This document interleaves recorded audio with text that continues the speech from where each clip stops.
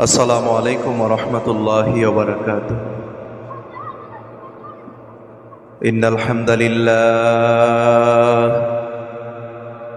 আসসালাতু ওয়াসসালামু আলাইকা ইয়া রাসূলাল্লাহ। আসসালাতু ওয়াসসালামু আলাইকা ইয়া হাবিবাল্লাহ। আসসালাতু ওয়াসসালামু আলাইকা ইয়া শাফিআল মুজনাবিন। আসসালাতু ওয়াসসালামু আলাইকা ইয়া রাহমাতাল লিল আলামিন।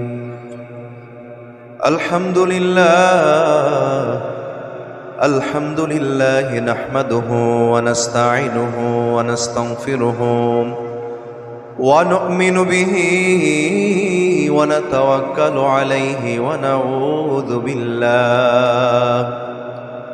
নাউযু বিল্লাহি মিন শুরুরি আনফুসিনা ওয়া মিন সাইয়্যাতি আ'মালিনা। من يهده الله فلا مضل له ومن يضلله فلا هادي له، ونشهد أن سيدنا ونبينا وشفيعنا ومولانا محمدا عبده ورسوله. أما بعد فأعوذ بالله من الشيطان الرجيم. بسم الله الرحمن الرحيم. قل إن كنتم تحبون الله فاتبعوني يحببكم الله ويغفر لكم ذنوبكم والله غفور رحيم.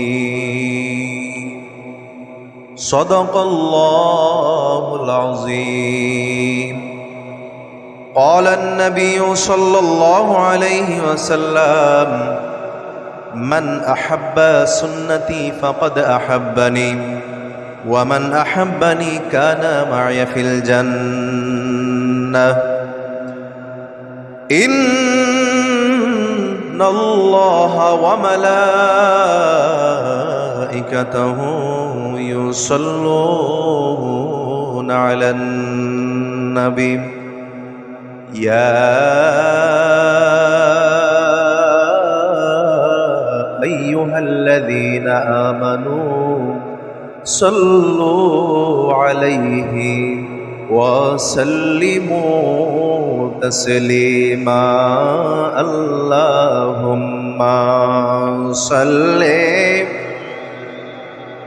سيدنا مولانا محمد وعلى آل سيدنا مولانا محمد. اللهم صل على سيدنا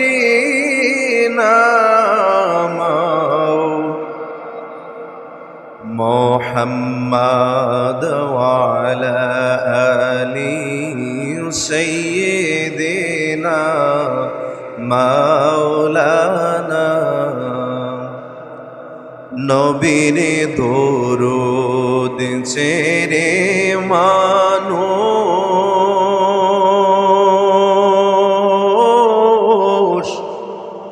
কোথায় আছো বুঝি না, তোমারে মায়াই কাঁদেন নবী শুয়ে সোনার মদিনা।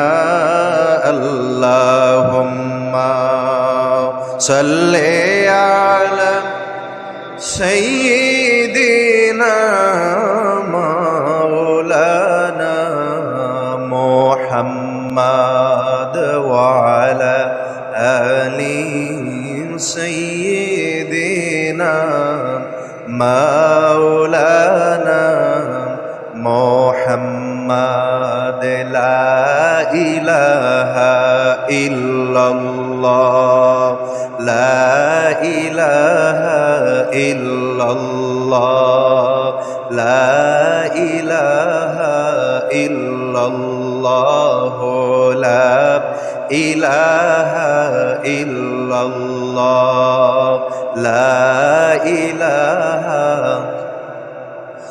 আমার মনের বেদনা বোঝাইলে কেউ বোঝে না, আমার মনের বেদনা বোঝাইলে কেউ বোঝে না, শোনাইলে কেউ শোনে না, শোনাইলে কেউ শোনে না। হায় হায় শোনেন শাহে মদিনা। লা ইলাহা ইল্লাল্লাহ, লা ইলাহা ইল্লাল্লাহ, লা ইলাহা ইল্লাল্লাহ, লা ইলাহা ইল্লাল্লাহ, লা ইলাহা।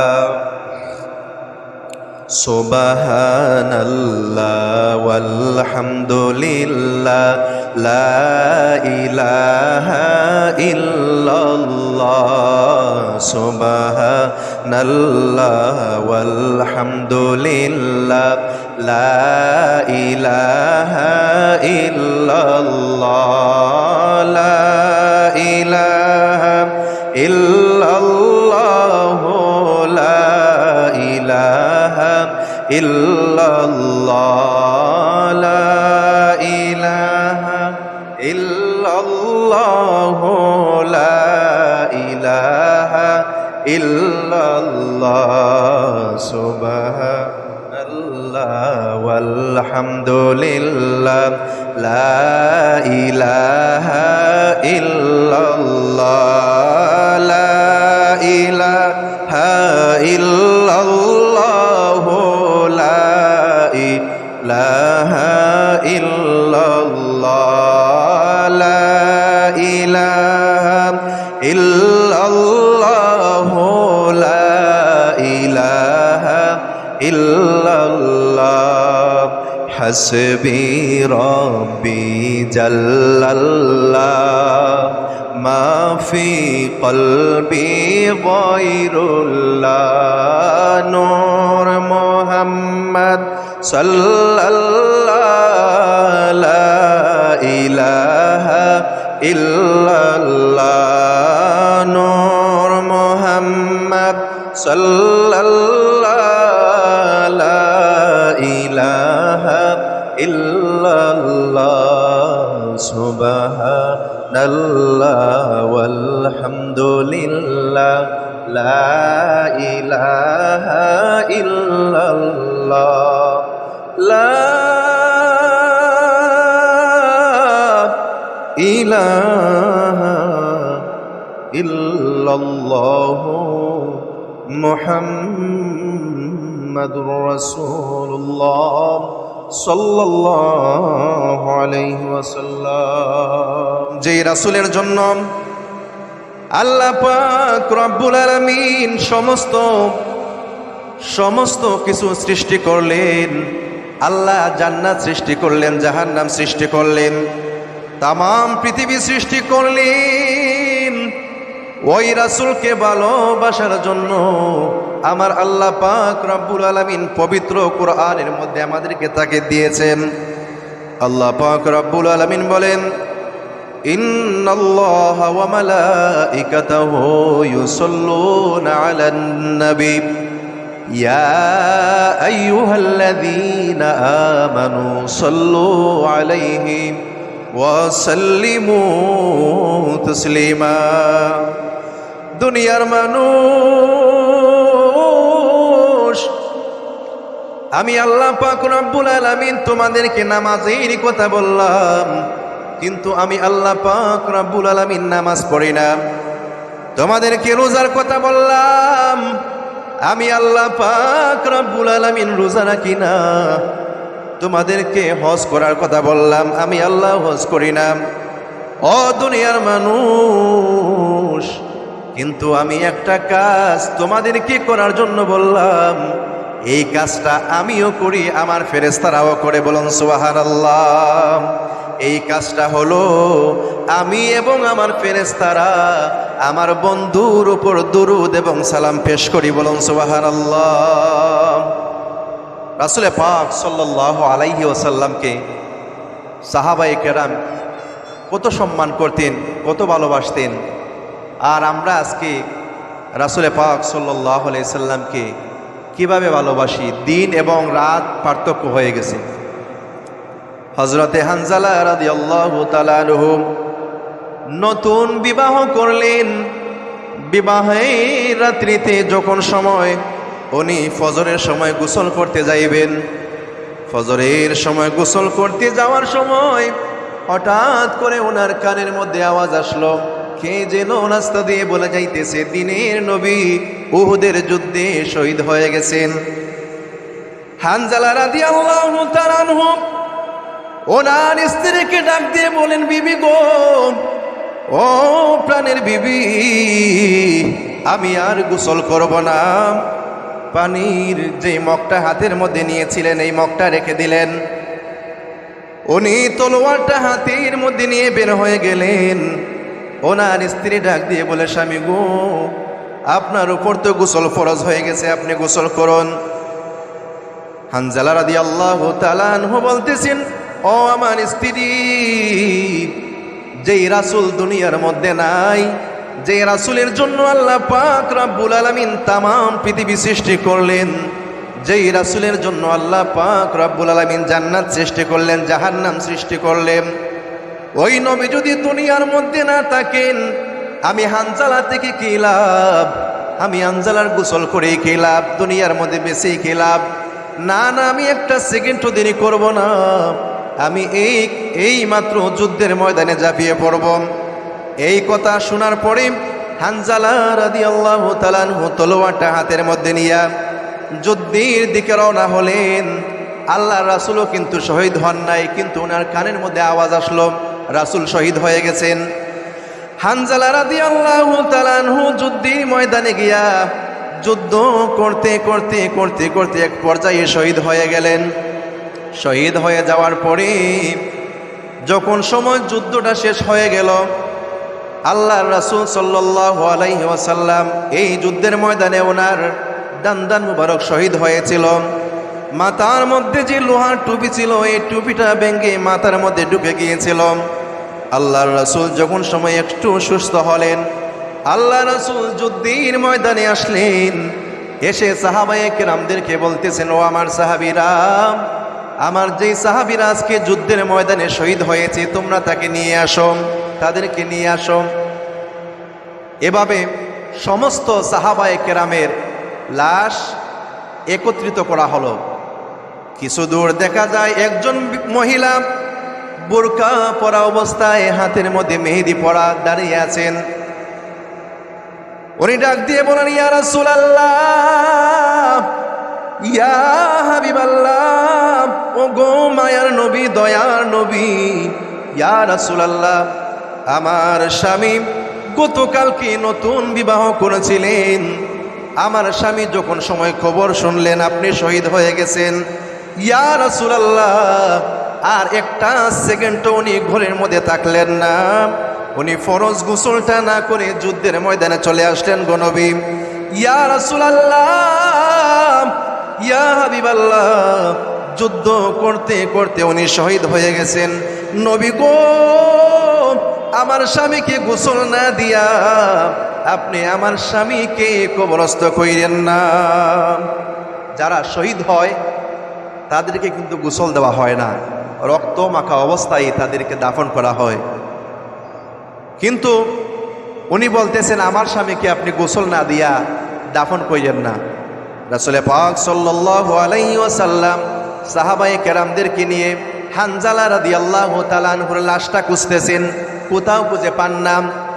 আল্লাহ পাক রব্বুল আলামিন হযরতে জিবরাইল আলাইহিস সালাতু ওয়াস সালামকে পাঠিয়ে দিলেন। জিবরাইল আলাইহিস সালাতু ওয়াস সালাম এসে বললেন, ইয়া রাসূলুল্লাহ, ইয়া হাবিবাল্লাহ, আপনার হানজালার লাশ এই জমিনের মধ্যে নাই গো নবী। আপনার হানজালার লাশ, আপনার হানজালার প্রতি আমার আল্লাহ এত খুশি হয়েছেন, আপনার হানজালার লাশটাকে আসমানের মধ্যে উঠিয়ে নেওয়া হয়েছে। বলুন সুবহানাল্লাহ। ইয়া রাসূলুল্লাহ, দুনিয়ার কোনো সাধারণ পানি দিয়ে হানজালার লাশকে গোসল দেওয়া হবে না গো নবী। আপনার হানজালাকে গোসলে দেওয়ার জন্য পানি, কাউসারের পানি আল্লাহ ব্যবহার করতেছেন। বলুন সুবহানাল্লাহ। হে রাসূল, তোমায় ভালোবাসি,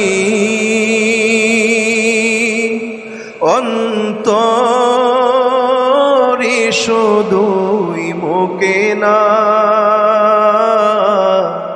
জান্নাতের আশায় নয় হে রাসূল, জাহান্নাম কেউ ডরি না, জান্নাতের আশায় নয় হে রাসূল, জাহান্নাম কেউ ডরি না। হে রাসূল, তোমায় ভালোবাসি, অন্তরে শুধুই মুখে না, জান্নাতের আশায় নয় হে রাসূল,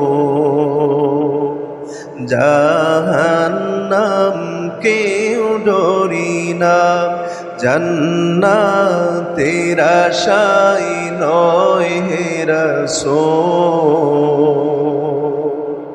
জাহান্নাম কেউ ডরি না।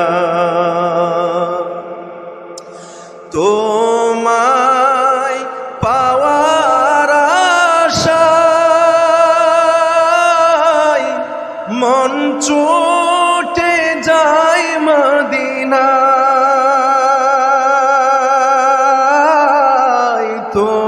তোমায় পাওয়ার আশায় মন ছুটে যায় মদিনায়, এ আশিকে দিদার দাও না, আর দূরে থাকিও না, এ আশিকে দিদার দাও না, আর দূরে থাকিও না। হে রাসূল, তোমায় ভালোবাসি, অন্তরে শুধুই মুখে না, জান্নাতের আশায় নয় হে রাসূল, জাহান্নাম কেউ ডরি না, জান্নাতের আশায় নয় হে রাসূল, জাহান্নাম কেউ ডরি না। কত আশিক যায় মদিনায়, তব রোজাইয়াতে হায়। হে আশিকে দিদার দাও না, আর দূরে থাকিও না। হে রাসূল তোমায় ভালোবাসি, অন্তরে শুধুই মুখে না। জান্নাতের আশায় নয় হে রাসূল, জাহান্নাম কেউ ডরি না। জান্নাতের আশায় নয় হে রাসূল, জাহান্নাম কেউ ডরি না। এজন্য আমি বলেছিলাম রাসূল পাক সাল্লাল্লাহু আলাইহি ওয়াসাল্লামকে সাহাবায়ে কেরাম কিভাবে মহব্বত করেছেন। সাহাবায়ে কেরাম যেভাবে মহব্বত করেছেন, আমরা তো সেইভাবে আল্লাহর রাসূলকে মহব্বত করতে পারি না। আমরা তাদের দ্বারে কাছেও যাইতে পারবো না। ও আমার অত্র এলাকার বাবারা, ও আমার মায়েরা, সাহাবায়ে কেরাম কিভাবে ভালোবাসছিলেন। একদিন একজন মহিলা দুধের বাচ্চা শিশুকে নিয়ে আল্লাহর রাসূলকে বলতেছেন, ইয়া রাসূলুল্লাহ, ইয়া হাবিবাল্লাহ, আমার এই ছোট্ট বাচ্চাটাকে আপনার কাছে রেখে দিলাম, আপনার উপকারে আসবে। আল্লাহ রাসূল বললেন, ও মা, এই ছোট্ট বাচ্চা দুধের বাচ্চাকে নিয়ে আমি কি করব? ওই মহিলা ডাক দিয়ে বলতেছেন, হুজুর, ইয়া রাসূলুল্লাহ, ইয়া হাবিবাল্লাহ, আপনি যখন সময় যুদ্ধের ময়দানে যাবেন গো নবী, ইয়া রাসূলুল্লাহ, কাফের বেঈমানেরা যখন সময় আপনাকে সামন দিক থেকে তীর নিক্ষেপ করবে, আমার এই ছোট্ট বাচ্চাটাকে আপনি সামনের দিকে ধরবেন। যখন সময় বা ডান দিক থেকে তীর নিক্ষেপ করবে গো নবী, ওই সময় আপনি আমার সন্তানটাকে ডান দিকে ধরবেন। যখন সময় কাফের বেঈমানেরা বাম দিক থেকে তীর নিক্ষেপ করবেন, ওই সময় আমার সন্তানকে আপনি বাম দিকে ধরবেন। ইয়া রাসূলুল্লাহ, এই জন্য আমার এই ছোট্ট দুধের বাচ্চাকে আপনার পায়ে আমি দান করলাম। বলুন সুবহানাল্লাহ। সাহাবায়ে কেরাম তখন সময় আল্লাহর রাসূলকে কিভাবে মহব্বত করেছিলেন। সাহাবায়ে কেরাম নবীর আদর্শ গ্রহণ করেছিলেন। আমরা নবীর আদর্শ গ্রহণ করতে পারি না। যেই মানুষ নবীর আদর্শ গ্রহণ করে, ওই মানুষকে আল্লাহ পাক রব্বুল আলামিন জান্নাতি হিসাবে গ্রহণ করবেন। হযরতে ওমর রাদিয়াল্লাহু তাআলা আনহু যখন সময় খলিফা নির্বাচিত হলেন, দ্বিতীয় প্রেসিডেন্ট হলেন, আমরা সকলেই জানি উনি অর্ধটা পৃথিবী শাসন করেছিলেন। হযরতে উমর রাদিয়াল্লাহু তাআলা আনহু, উনি রাত্রিবেলা ঘর থেকে বাইর হইয়া রাস্তায় রাস্তায় ঘুরাইতেন আর দেখতেন কোন মানুষটা না খেয়ে পড়ে আছে। উনি বলছিলেন, আমার এই এলাকার মধ্যে, আমার দেশের মধ্যে যদি একটা কুকুরও না খেয়ে মারা যায়, এর দায়ভারও কিন্তু আমাকে জবাবটাও আল্লাহর কাছে দিতে হবে। বলুন সুবহানাল্লাহ। একদিন হযরত উমর রাদিয়াল্লাহু তাআলা আনহু এইভাবে গভীর রাত্রিতে সমস্ত মানুষ যখন সময় ঘুমিয়ে পড়ল, উমর রাদিয়াল্লাহু তাআলা আনহু রাস্তায় রাস্তায় ঘুরতেছেন। অনেক দূর যাওয়ার পরে শুনতে পাইলেন একটা ঘরের ভিতরে আলো দেখা যায়। ওই ঘরের ভিতর থেকে কান্নার আওয়াজ শোনা যায়। ছোট্ট ছোট্ট ছোট্ট ছোট্ট বাচ্চারা কান্নাকাটি করতেছে। হযরতে ওমর রাদিয়াল্লাহু তাআলা আনহু দরজার কিনারার মধ্যে গিয়া দেখেন ওই মা তার ডেগের মধ্যে, চুলার মধ্যে পানি লইয়া, পানি বসাইয়া চুলার মধ্যে শুধু নাড়তেছে, ওই বাসনের মধ্যে শুধু নাড়তেছে আর সন্তানদেরকে বলতেছে, বাবা, ও বাবা, আর কিছুক্ষণ সময় তোমরা অপেক্ষা করো, অল্প কিছুক্ষণের মধ্যে আমি তোমাদেরকে খানা দিব। সন্তানরা বলতেছে, মা, ও মা, আর কত সময় বাকি আছে, এখনো কি খানা হয় নাই? উমর রাদিয়াল্লাহু তাআলা আনহু বলেন, আমি দেখতে পাইলাম মহিলার ওই পাত্রের মধ্যে কোনো খানা পিনা নাই, শুধু পানি দেখা যায়। ওই মহিলা সন্তানদেরকে সান্ত্বনা দেওয়ার জন্য বলতেছি, বাবা গো, তোমরা আরো কিছুক্ষণ সময় অপেক্ষা করো, তোমাদেরকে আমি খানা দিতেছি। সন্তানরা তো কান্না শুরু করলো। ওমর রাদিয়াল্লাহু তাআলা আনহু ঘরের মধ্যে ঢুকে গেলেন। ওই মহিলাকে জিজ্ঞেস করলেন, কি ব্যাপার, তোমার সন্তানদের জন্য তুমি খানা রেডি করো না কেন? আমি এত সময় ধরে দেখতেছি তুমি শুধু পানি চুলার মধ্যে বসিয়ে রাখছো। ওই মহিলা ডাক দিয়ে বলে, ও মুসাফির, তুমি কে আমি জানি না।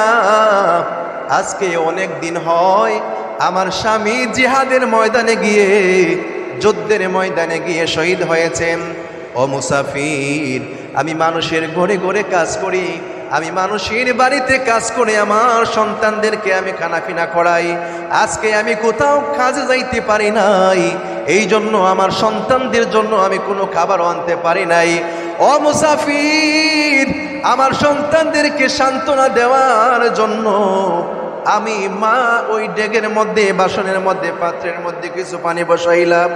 আমি আমার সন্তানদেরকে সান্ত্বনা দেওয়ার জন্য বললাম, বাবা তোমরা আরো কিছুক্ষণ সময় অপেক্ষা করো। এই কথা বললাম এই জন্য যাতে তারা ঘুমিয়ে পড়ে। ওমর রাদিয়াল্লাহু তাআলা আনহুকে ডাক দিয়ে বলতেছেন, তুমি কে গো?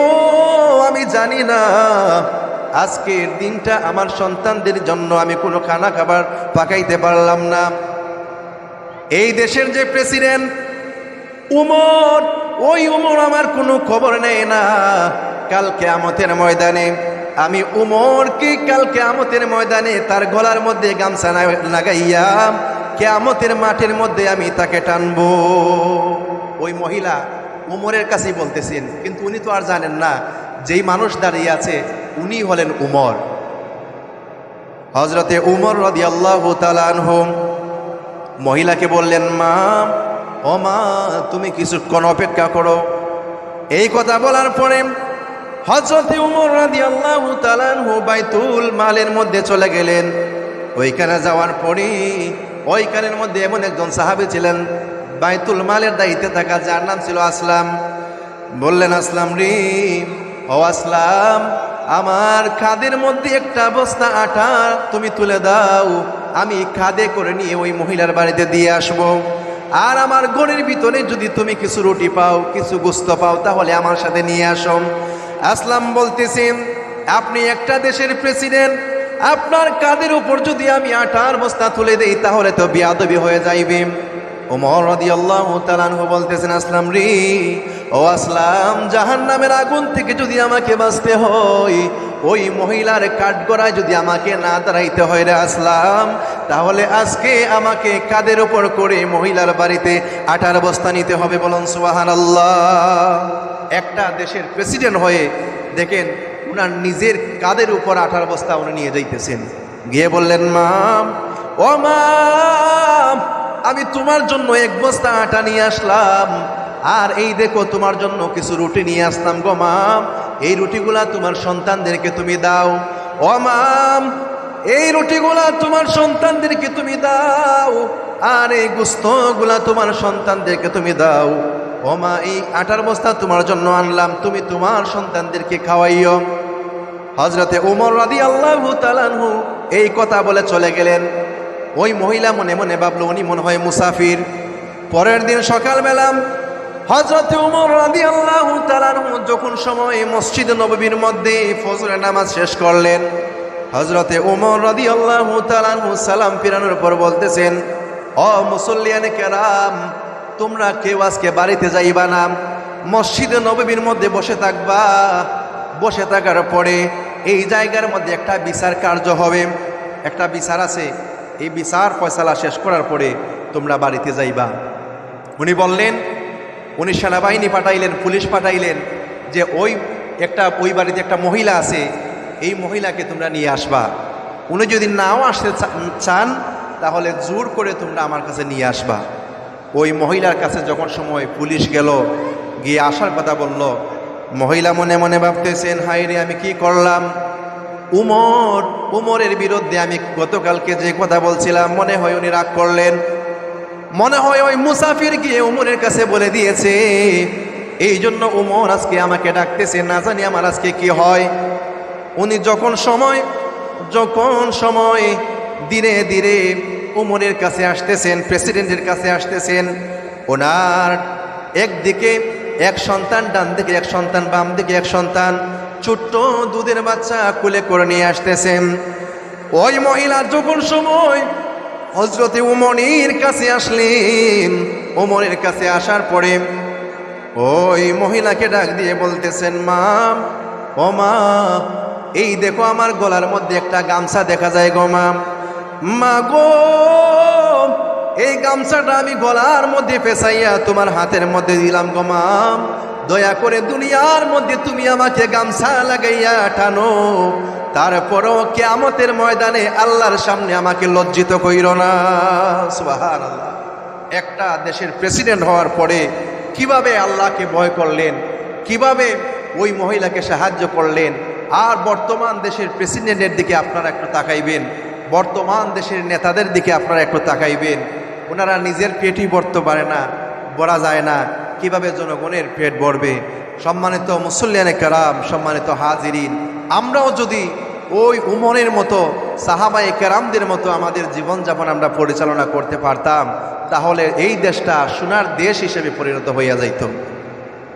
এজন্য তারা তো রাসূল পাক সাল্লাল্লাহু আলাইহি ওয়াসাল্লামের আদর্শ গ্রহণ করছিলেন, তারা তো রাসূল পাক সাল্লাল্লাহু আলাইহি ওয়াসাল্লামকে অনুসরণ করেছিলেন, অনুকরণ করছিলেন, মহব্বত করেছিলেন। এই জন্য আমার আল্লাহ বলেন, কুল ইন কুনতুম তুহিব্বুনাল্লাহ ফাত্তাবিউনি ইউহিব্বুকুমুল্লাহ ওয়া ইয়াগফির লাকুম যুনুবাকুম ওয়াল্লাহু গফুরুর রহিম। হযরত আবু বকর সিদ্দিক রাদিয়াল্লাহু তাআলা আনহু কিভাবে আল্লাহর রাসূলকে মহব্বত করলেন। হিজরতের সময় যখন গুহার মধ্যে আল্লাহর রাসূলকে নিয়ে বসে আছেন, গুহার মধ্যে অনেকগুলা গর্ত দেখা যায়। হযরতে আবু বকর সিদ্দিক রাদিয়াল্লাহু তাআলা আনহু ওনার নিজের কাপড় ছিঁড়ে ছিঁড়ে মুখটা বন্ধ করলেন। মুখ বন্ধ করার পরে উনি দেখতে পাইলেন এমন একটা মুখ রয়েছে, এমন একটা গর্ত রয়েছে, যেই গর্তগুলা আর বন্ধ করা যায় না, সব কাপড়গুলা শেষ হয়ে গেছে। আল্লাহ রাসূলও ওনার কুলের মধ্যে ঘুমিয়ে গেলেন। আল্লাহর রাসূলকে উনি ডাক দেন না, ওনার কুলের মধ্যে ঘুমিয়ে গেছেন। আবু বকর সিদ্দিক রাদিয়াল্লাহু তাআলা আনহু দেখতে পাইতেছেন এই গুহা থেকে একটা বিষাক্ত সাপ বাইর হইতেছে। আবু বকর সিদ্দিক রাদিয়াল্লাহু তাআলা আনহু মনে মনে ভাবলেন, হায়রে, আমার নবী তো এই জায়গার মধ্যে ঘুমিয়ে আছেন, আমার নবীর যদি ঘুম আমি ভাঙ্গাই, না জানি আমার জীবনের সব আমল যদি বরবাদ হয়ে যায়। না না, আমি আমার রাসূলকে ডাকবো না, আমি ওই গুহার মধ্যে আমার হাত দ্বারা আমি প্রতিহত করব। আল্লাহর রাসূলের সাহাবী হযরতে আবু বকর সিদ্দিক রাদিয়াল্লাহু তাআলা আনহু ওনার নিজের হাত দিয়ে গর্তের মুখের মধ্যে ধরলেন। গর্তের মুখের মধ্যে ধরার পরে সাপ আর বাহির হইতে পারতেছে না। সাপ হযরতে আবু বকর সিদ্দিক রাদিয়াল্লাহু তাআলা আনহুর হাতের মধ্যে দংশন করা শুরু করলো, কামড় দিতে শুরু করলো। আবু বকর সিদ্দিক রাদিয়াল্লাহু তাআলা আনহুর চেহারা কালো হয়ে গেল, সমস্ত বিষ তার শরীরের মধ্যে পৌঁছে গেল। আবু বকর সিদ্দিক রাদিয়াল্লাহু তাআলা আনহু তারপরেও আমার রাসূলকে ডাক দেন না। হঠাৎ করে মনের অজান্তে এক ফোঁটা চোখের পানি, আবু বকর সিদ্দিক রাদিয়াল্লাহু তাআলা আনহুর চোখের পানি আল্লাহ রাসূলের চেহারা মুবারকের মধ্যে পড়ে গেল। রাসূল পাক সাল্লাল্লাহু আলাইহি ওয়াসাল্লামের ঘুম ভাঙল। ঘুম ভাঙার পরে দেখতেছি আবু বকর সিদ্দিক রাদিয়াল্লাহু তাআলা আনহুর সমস্ত চেহারাটা কালো হয়ে গেছে, সমস্ত শরীরটা কালো হয়ে গেছে। কাঁদতেছেন, বলতেছেন, আবু বকর, ও আবু বকর, তোমার কি হয়েছে? আমাকে কেন তুমি ডাক দাও নাই? উনি বললেন, ইয়া রাসূলুল্লাহ, ইয়া হাবিবাল্লাহ, ওই যে গর্তের ভিতরে একটা সাপ দেখা যায় গো নবী, এই সাপটা বাইর হওয়ার চেষ্টা করতেছে, আমি হাত দ্বারা বাধা দিলাম, এই সাপটা আমার হাতের মধ্যে কামড় দিয়েছে। ইয়া রাসূলুল্লাহ, ইয়া হাবিবাল্লাহ, আমার অনেক কষ্ট হইতেছে গো নবী।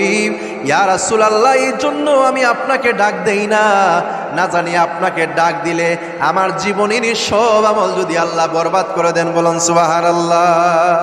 আল্লাহর নবী, নূরের নবী গো, আপনি নবী আমার জীবনের জীবন আল্লাহর নবী নূরের নবী গো আপনি নবী আমার জীবনের জীবন দেখায় আপনার মুজিজা ভাগবতী খাদিজা দেখায় আপনার মুজিজা ভাগবতী খাদিজা জীবন যৌবন কইরা সেয়র ফল আইনে ধন সম্পদ যা ছিল সব কিছু সপিয়া দিল ধন সম্পদ যা ছিল সব কিছু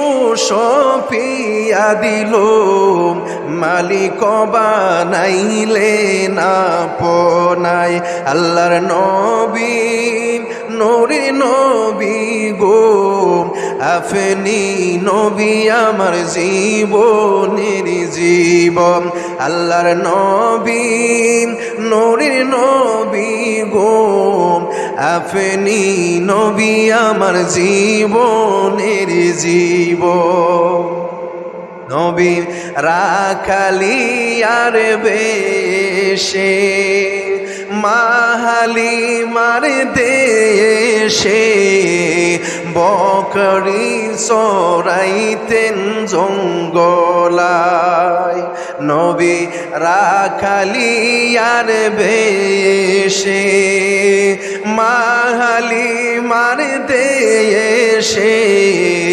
বকরি চরাইতেন জঙ্গলায় অরে বনের যত পশুগণ ভক্তি করত দুই চরণ বনের যত পশুগণ ভক্তি করত দুই চরণ তবু তোমার দিদারে নাহি পায় আল্লাহর নবী নূরের নবী গো আপনি নবী আমার জীবনের জীবন আল্লাহর নবী নূরের নবী গো আপনি নবী আমার জীবনের জীবন আপনি আমার জীবন সাথী অন্ধকার কবরের বাতি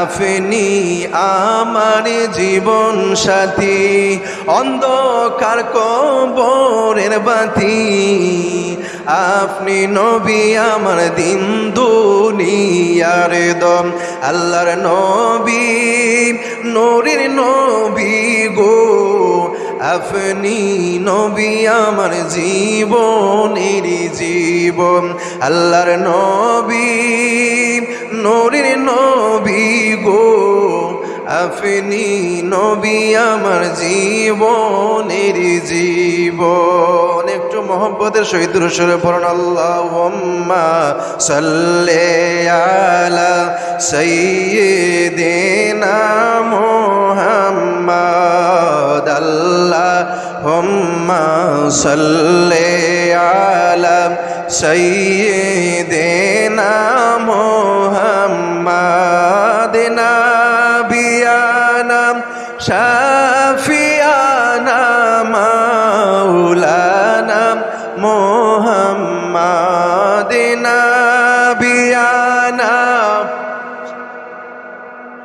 মাওলানা মুহাম্মাদ আল্লাহুম্মা সাল্লি আলা সাইয়্যিদিনা মুহাম্মাদ আল্লাহুম্মা সাল্লি আলা সাইয়্যিদিনা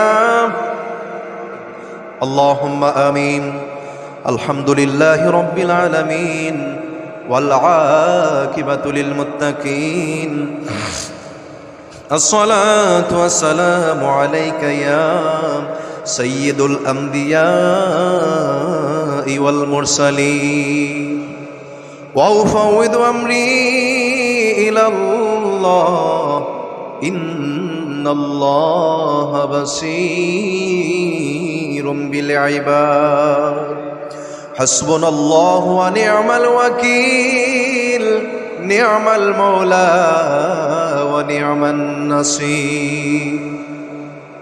তুমি রহিম রহমান গো আল্লাহ, ও গো আল্লাহ তুমি কাদের গনি।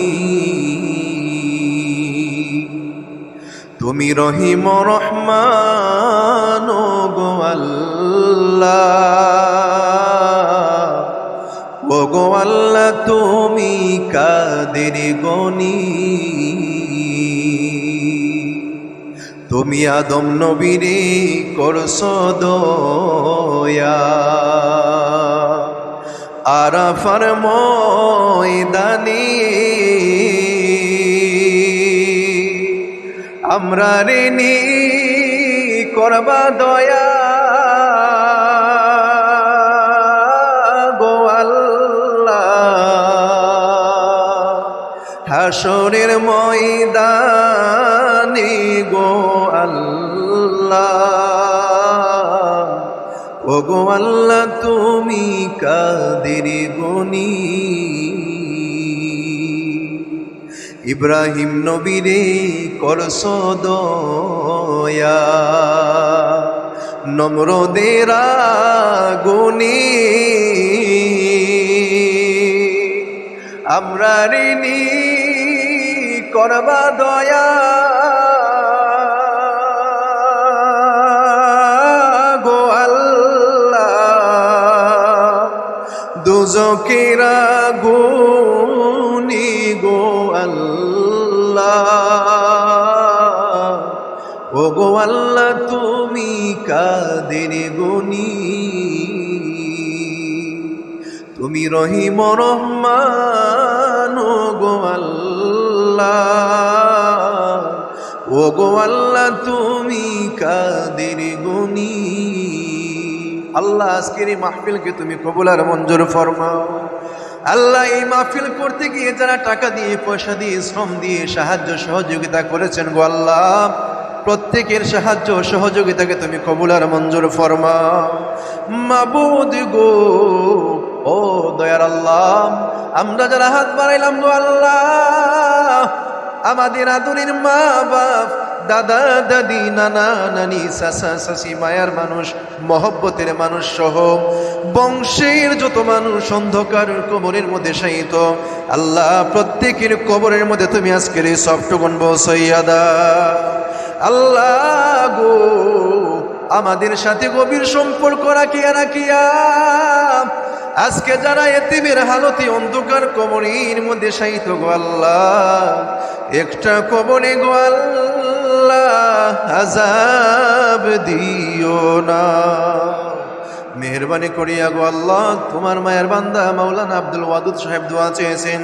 আল্লাহ তোমার মায়ের বান্দার মনের নেক মকসুদকে তুমি কবুল আর মঞ্জুর ফরমাও।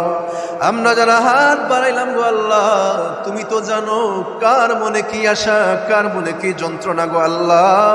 আমাদের প্রত্যেকের মনের নেক বাসনাকে তুমি কবুল আর মঞ্জুর ফরমাও। যেদিন আমাদেরকে দুনিয়ার জমিন থেকে তুমি নিয়ে যাইবা, মরণের আজরাইল যখন সময় আমাদের সামনে পাঠাইবা গো আল্লাহ, ওই মাসটা রমজান মাস রেখে দিও আল্লাহ। রমজান মাসের শুক্রবার দিনে রোজা অবস্থায়, রুকু সিজদা অবস্থায়, কুরআন তেলাওয়াত অবস্থায় আমাদের মরণটা দিও গো আল্লাহ। তোমার বন্ধুর নুরানি চেহারা মুবারক দেখাইয়া দেখাইয়া আমাদের প্রত্যেকের জবানে আর অন্তরের মধ্যে জারি করে দিও লা ইলাহা ইল্লাল্লাহু মুহাম্মাদুর রাসূলুল্লাহ।